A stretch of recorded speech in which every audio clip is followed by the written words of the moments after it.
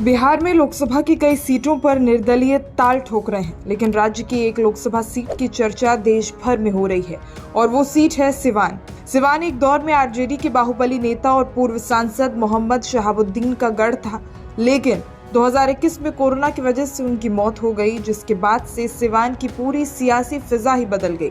इस बार उनकी पत्नी हिना शहाब निर्दलीय मैदान में हैं। जदयू ने एक अन्य बाहुबली की पत्नी और मौजूदा सांसद का टिकट काटकर अपने एक पूर्व विधायक की पत्नी को टिकट दिया है। वहीं आरजेडी की ओर से अवध बिहारी चौधरी मैदान में हैं। ऐसे में इस सीट पर साहब, बीवी और गैंगस्टर के बीच चुनावी जंग बनती दिख रही है। दरअसल सिवान की राजनीति के केंद्र में लंबे समय तक शहाबुद्दीन का प्रभाव रहा। उन्हें लोग साहब कहकर संबोधित करते थे। शहाबुद्दीन यहां से 4 बार सांसद बने, लेकिन जब उन्हें एक आपराधिक मामले में सजा हुई तो आरजेडी ने उनकी पत्नी हिना शहाब को 3 बार चुनावी मैदान में उतारा, लेकिन वो तीनों बार चुनाव हार गए।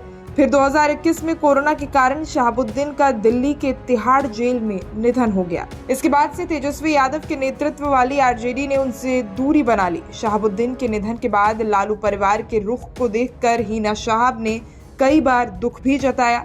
फिर उन्होंने आरजेडी से दूरी बनाने का फैसला कर लिया। इस चुनाव से पहले आरजेडी ने हिना शहाब को एक बार फिर साधने की कोशिश की, लेकिन वो निर्दलीय चुनाव लड़ने पर अड़ी रही। उन्होंने सिवान से 30 अप्रैल को अपना नामांकन भी दाखिल कर दिया। हिना को AIMIM का भी समर्थन हासिल है। वहीं जेडीयू ने अपनी मौजूदा सांसद कविता सिंह का टिकट काट दिया। कविता सिंह जिले के एक अन्य बाहुबली अजय सिंह की पत्नी है। पार्टी ने इस बार अपने एक पूर्व विधायक रमेश सिंह कुशवाहा की पत्नी विजयलक्ष्मी कुशवाहा को टिकट दिया है, जिससे सिवान की लड़ाई त्रिकोणीय हो चुकी है। मौजूदा स्थिति की बात करें तो सिवान लोकसभा क्षेत्र में विधानसभा की 6 सीटें हैं, जिसमें से 5 पर महागठबंधन के विधायक हैं। सिवान सदर से आरजेडी के वरिष्ठ नेता अवध बिहारी चौधरी, जीरादेई से भाकपा माले के अमरजीत कुशवाहा, दरोली से भाकपा माले के सत्यदेव राम, रघुनाथपुर से आरजेडी के हरिशंकर यादव और बढ़हरिया से आरजेडी के बच्चा पांडे विधायक हैं। एकमात्र सीट दुरहौंदा से बीजेपी के करणजीत सिंह उर्फ व्यास सिंह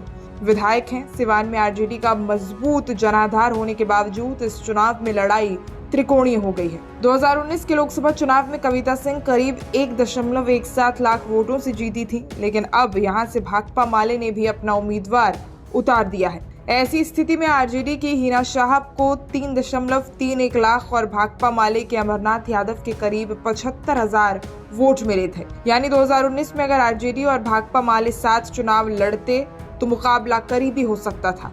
जहां तक सिवान की जातीय समीकरण की बात है तो स्थानीय मीडिया रिपोर्ट्स के अनुसार यहां करीब 3 लाख मुस्लिम, 2.5 लाख यादव, 1,25,000 कुशवाहा और 80,000 के आसपास साहनी वोटर हैं। इसके अलावा करीब 4 लाख अगड़ी जाति और 2.5 लाख EBC मतदाता हैं। शहाबुद्दीन को हमेशा से सभी वर्गों से कुछ न कुछ वोट मिलता रहा है, लेकिन इस चुनाव में जमीनी हकीकत ये है कि यहाँ विजयलक्ष्मी कुशवाहा के पति रमेश सिंह कुशवाहा का अतीत उनके सामने आ गया है। दरअसल अपने शुरुआती राजनीतिक जीवन में रमेश कुशवाहा भाकपा माले में हुआ करते थे। एक चुनाव में इनके लिए ही प्रचार करने JNU के पूर्व छात्र संघ अध्यक्ष चंद्रशेखर सिवान आए थे, तभी उनकी हत्या हो गई थी। 1990 और 2000 के दशक में भाकपा माले की राजनीति से अगड़ी जातियों का एक वर्ग असहज था। ऐसे में वो उस समय शहाबुद्दीन के साथ हो गया था।